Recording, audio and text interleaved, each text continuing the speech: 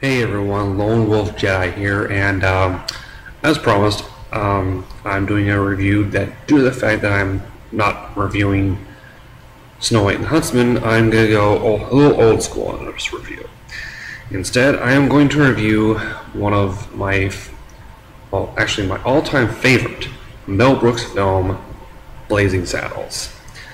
If I yawn here and there or reach for a cup of coffee that I got right here on the side, you'll have to excuse that. I am doing this video at 4:30 in the morning because I do most of, if not all, my videos at work. So let's get into it. First of all, Blazing Saddles was made in the early 70s. It was released in 1974. And I don't think I saw it then, because if I did, I was like maybe a year old. And, hold on a second.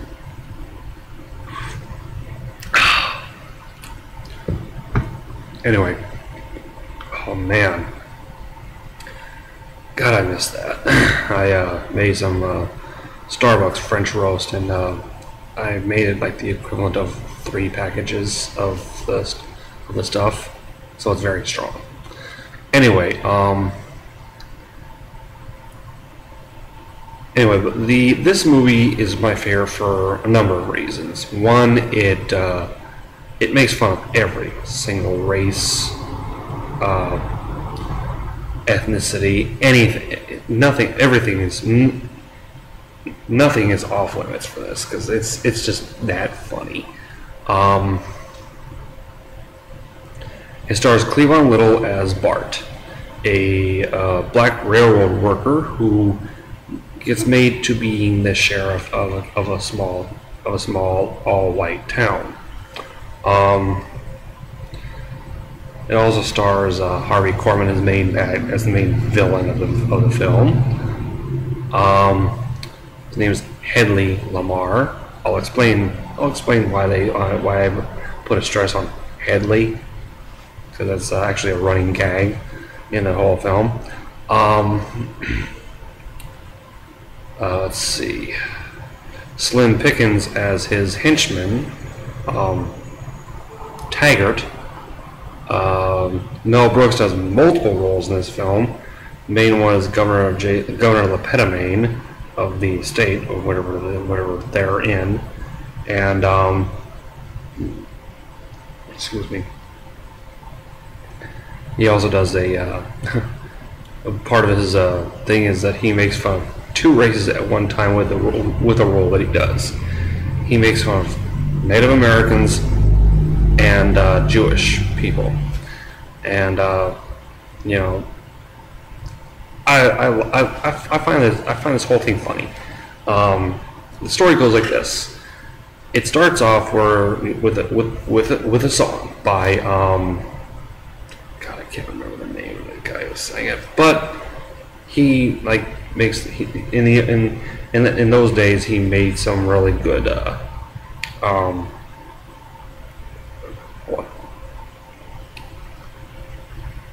trying to keep my strength going, because I'm half asleep right now.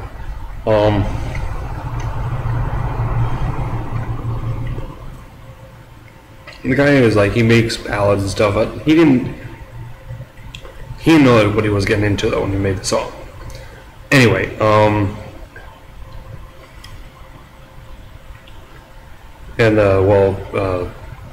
Mel Brooks said he didn't have the heart to tell him what he was getting into, and he found out later that it was. And I'm gonna get into the background stuff after I get to do the summary. We go to a railroad being constructed, and a lot of people will understand. Okay, first of all, like I said in the previous video, there are 52 racial and ethnic slurs in this movie. 26 of them are the N-word, and a lot of people think, okay, that's got to be. This is actually a trivia question of mine that I always ask. I always ask people that are fans of Mel Brooks films, what is the first racial or ethnic slur used in Blazing Saddles? 90% of the time they will say the N-word. No, it's not, because there's a scene they're going up, and you see Taggert's right hand man Lyle getting off horses.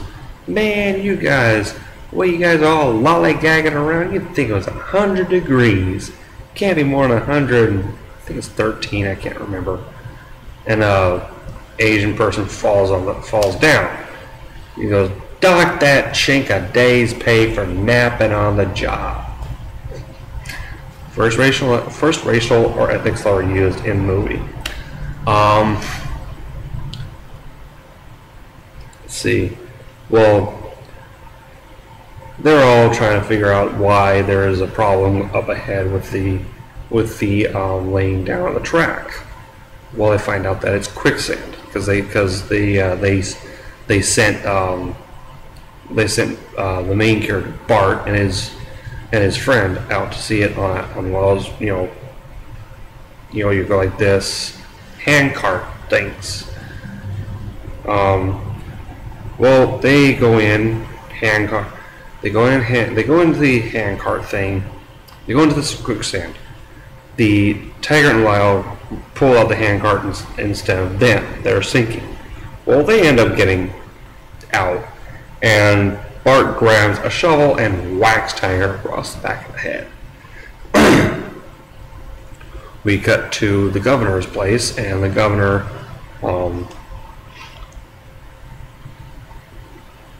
just talks about things. No. It's the assistant to the governor, Hedley Lamarr, played by Harvey Korman. I think, is he dead now? I think he's either dead or he's close to death. But a lot of people in this movie are gone because it was released in '74. And you don't see very many people that made films in the '70s around anymore, because that's almost 40 years ago. Hell, I was born in '73. I'm 39. Anyway, well, let's see. The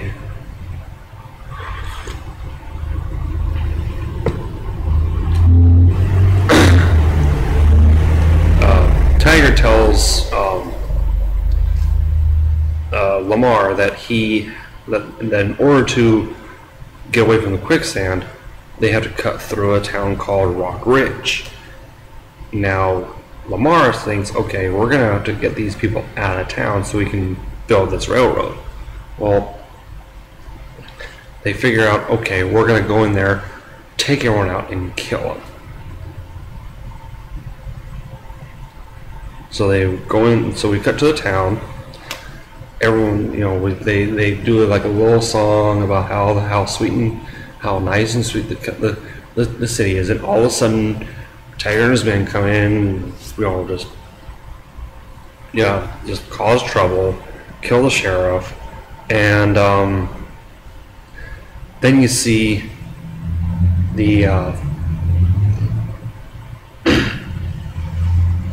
then you see them in the end of the song that goes,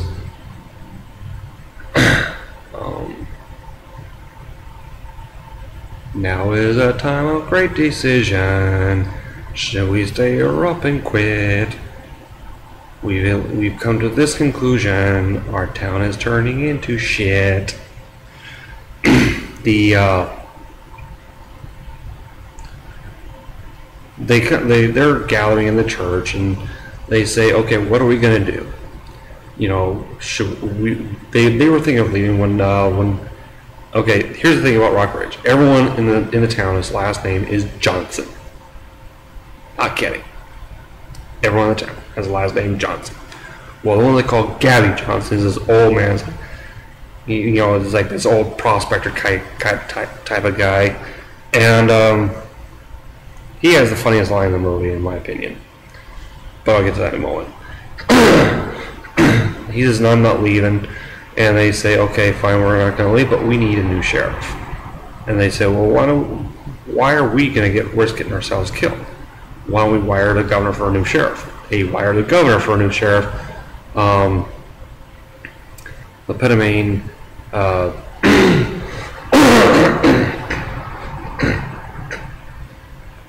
Actually, no. Not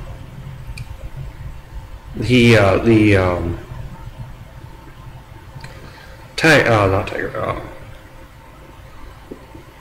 Lamarr goes and figures out. Okay, he sees that Bart is being hung because they sentenced him to death for whacking Taggert on the back of the head. I think it's just dumb. Okay, but you know what? I've seen worse in some of these movies. For instance, in Robin Hood Men in Tights, they had the late Sir Isaac Hayes in there, and he was in this prison for jaywalking. Yeah. Back on Blazing Saddles. Oh, by the way, Robin Hood Men in Tights is another Mel Brooks film. Another funny one. Anyway,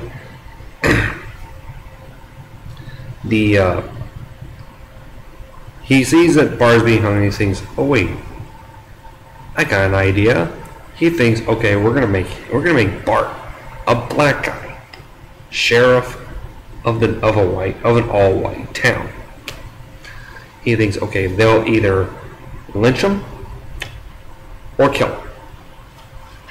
Either way, they're gonna run in, get him out, and run in and get him out. So he says to the governor, played by Mel Brooks, he says, "Here is our new sheriff." And he sees him like, "Whoa! Are you wondering? Are you out of your mind?" And he says, "Think about it." He says, "Think about it. The first mayor to hire a black sheriff." And they start doing this whole whole thing about how he can further his political career, which the governor in this movie is like one of those.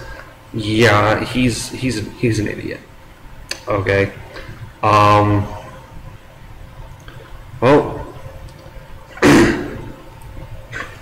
What's his name? Bart's going in with his sheriff duds. He's rolling to. He goes. They're waiting for him in the town to walk on, and they have Gabby as a lookout. "Hey, Gabby, you see him yet?" And he looks who's like, he goes, "Sheriff a coming. Strike up the band." And they start striking up the band, and Gabby goes like, "Here is my favorite line of the whole movie." They're striking up the band, ringing the church bell, and he's all like looking, going. He sees that Bart is black, and he says, "Hey, the sheriff is up." And he starts saying the N-word, and the church bell goes bing. And they said, "What did he say? What does he say?" "He says the sheriff is near." "No, I said the sheriff is up." And he's again blacked out by the he's silenced by the church bell. That I thought is funny. Okay, that's like this is the funniest line. So he's riding up, and I think it's Olsen Johnson, played by John Hillerman, if you all remember him playing Higgins on Magnum P.I. He is as honorary chairman of the welcoming committee. I extend this laurel, because he's also rehearsing the speech, and he's all like, "I extend this laurel and a hearty handshake to our new." Looks at Bart, because everyone was silent by this time, and you see him say the N-word. And another funny part is Bart does this whole, he holds a gun to him, says that he tries to do this whole, tries to fool him, and it does, and it works. When he does it, he goes, "Oh, baby, you are so." He goes inside the sheriff's office. He goes, "Oh, baby, you are so talented. They are so dumb." Well, I forgot a couple more people that were in this movie. I'm going to get to one of them just now, right now. He figures out that he's not wanted there, and he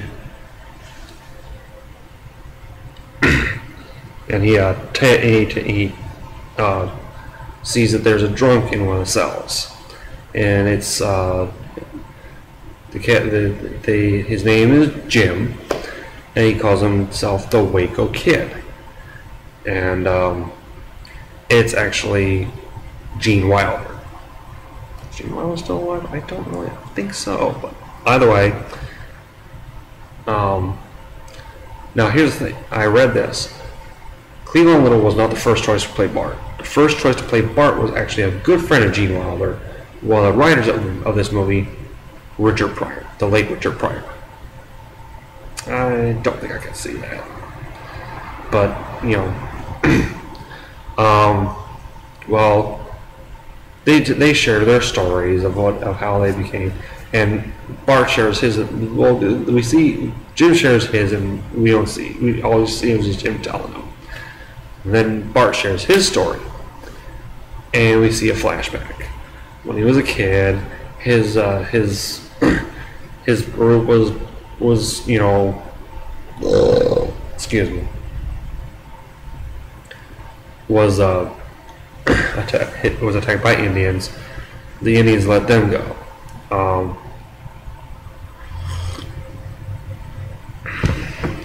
But when they talk to him, they speak in Yiddish, which is Jewish language. And when they let him go, he goes. You hear the chief, which is Mel Brooks, says. And he says something in Yiddish. He goes, "They darker than us." Woo! Oh, that's another funny part. Thinking about it. Well, anyway, Bart, that they realize, okay, well, you know, Taggert and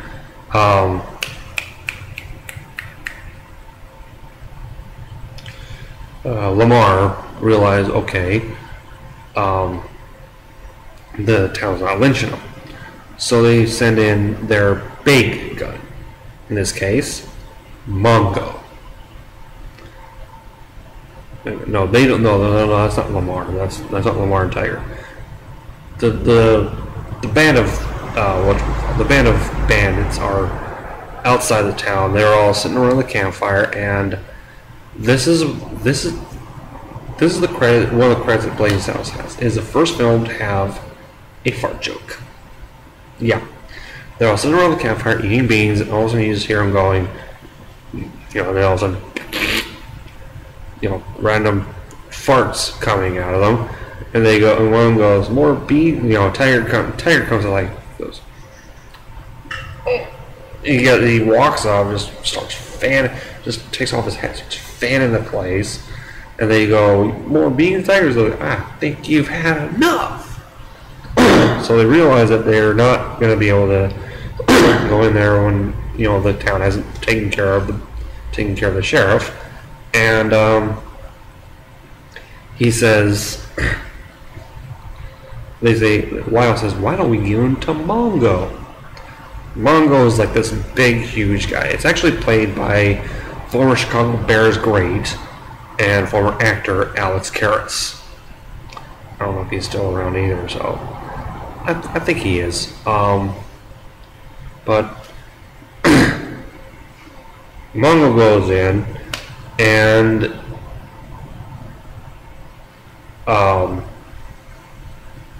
they tell Bart that Mongo's there, and there's no way they can stop him. And he comes up with an idea.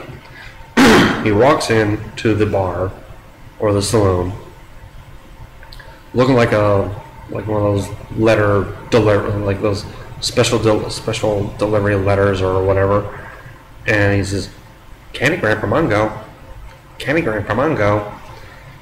Hands him the candy. He's like, he hands him a piece of paper. "Sign, please."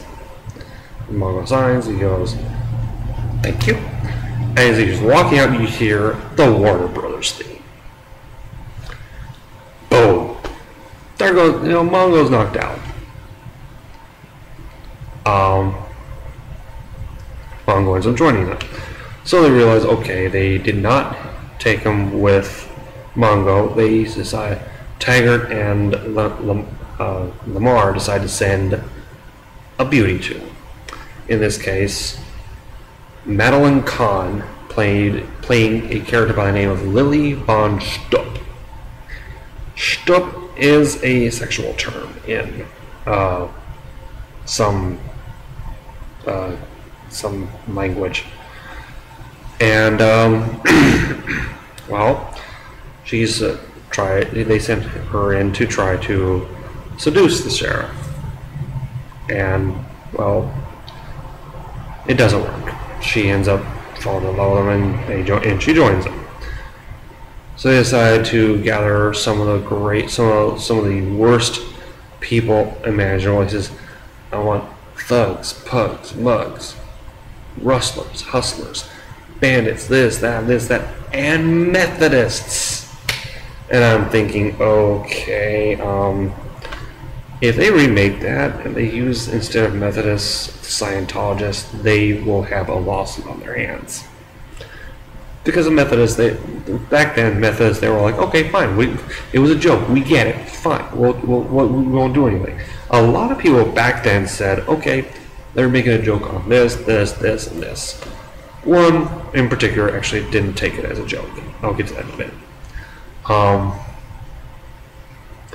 So they're all sitting there getting these people together, and it's not just cowboys, bandits, it's everything. They got members of a motorcycle gang, Nazis, KKK members, all these kind of guys, okay?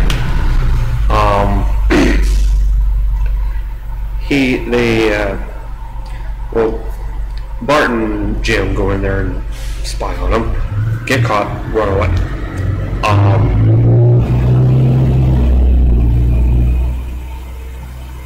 They decided to go attack town with these people. The people Rock Ridge decided, along with the people that Bart used to work with, decided to build an exact replica of the town. Well, they decide, okay, this is an exact replica of the town, but there's one problem. Where's the people? They make replicas of themselves. While they're making replicas of themselves, Jim, Bart, and Mongo put up a toll booth. Yeah, to slow them down. Okay?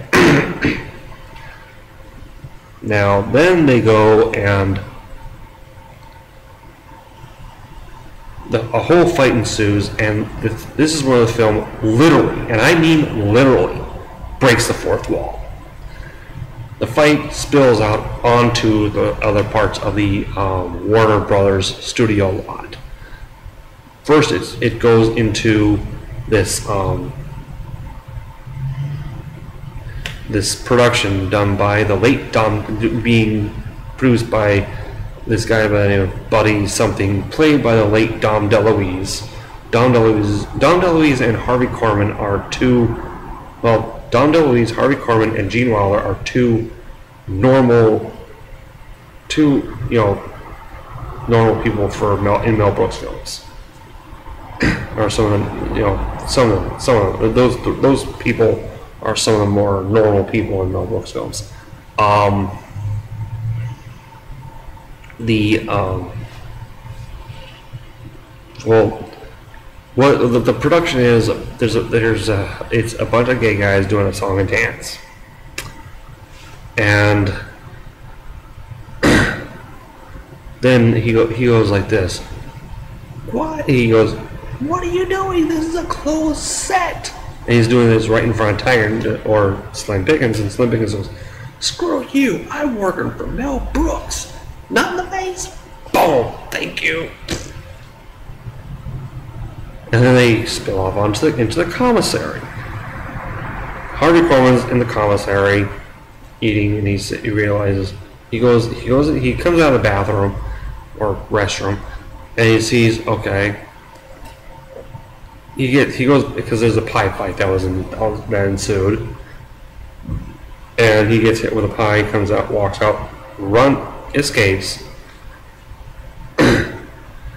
and everyone runs out onto the street of the Warner Brothers studio in Burbank. We see, Harvey Korman getting into a taxi, and then following him on horseback is Bart. Well, they end up chasing him all the way to Grauman's Chinese Theater right here in Hollywood,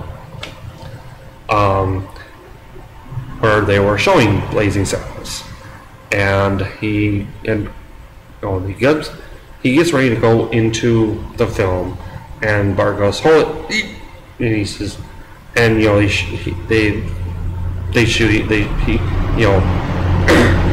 Bart shoots him dead, and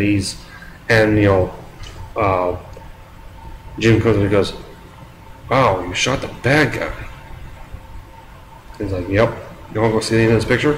"Yeah, I hope it's a happy ending." Well, they see the ending. Bart and Jim ride off supposedly ride off into the sunset on their horses, but halfway through they get off the horses and into limousines. That is the film all on its own. The film itself is so fucking hilarious. If you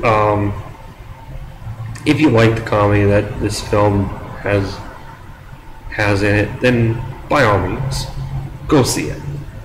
Don't just rent it. Don't just get it off of Netflix, or if you find it at like a Best Buy, Fry's, or some other video store that sells videos, and you see it for like maybe $5-10, buy it, because this film is a perfect addition to anyone's collection. Now for the whole backstories of this thing. Like I said, the guy who sang it, when he saw the movie, Mel Brooks told him he's well, I know I was getting into this, but you know what? I'm fine with it. Okay. Mel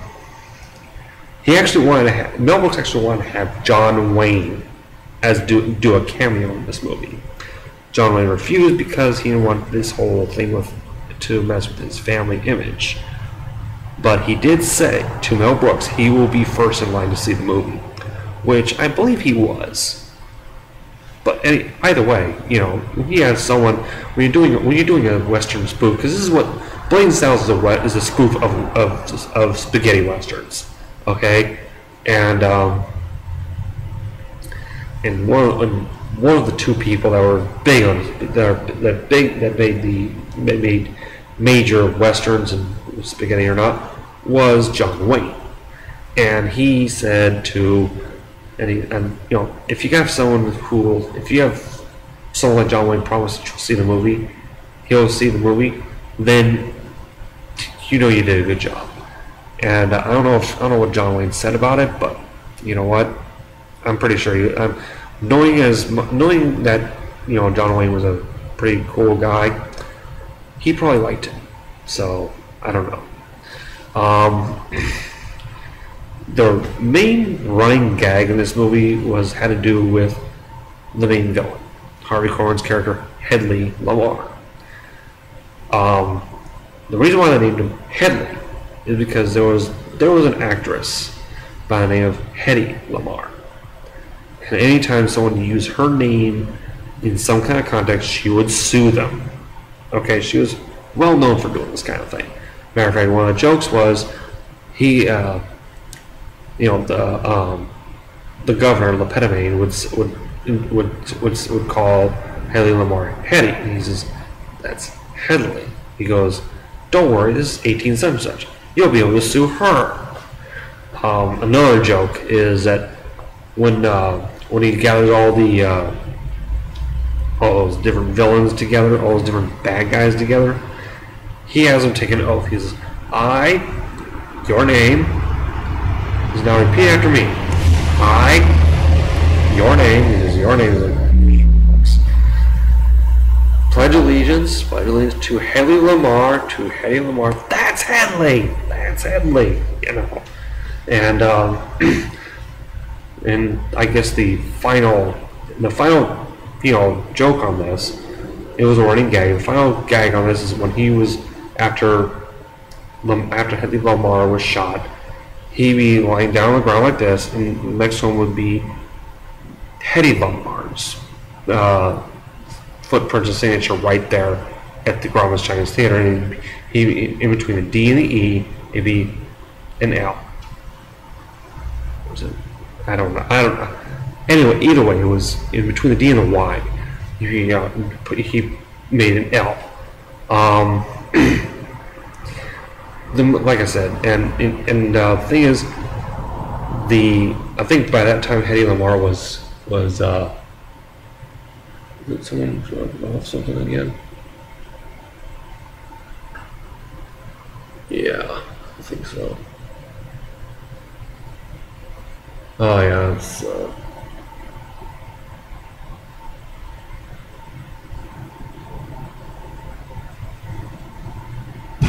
yeah, it's either a reporter or Daily Variety. Anyway,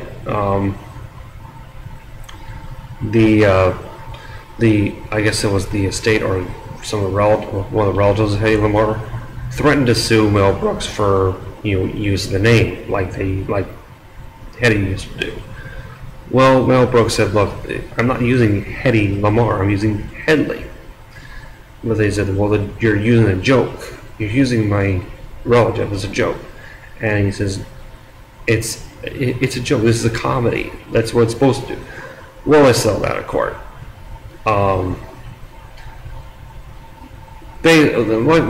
That's some of the background stuff on this film.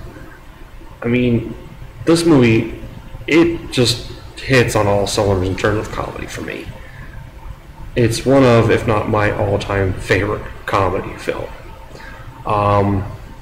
Mel Brooks is a comedic genius. And that's basically all I gotta say about that. So, until my next video, which will probably be another review or probably a rant, this is LWJ saying thank you all for watching, and I'll see you all next time. Take care of yourselves. You think you know me?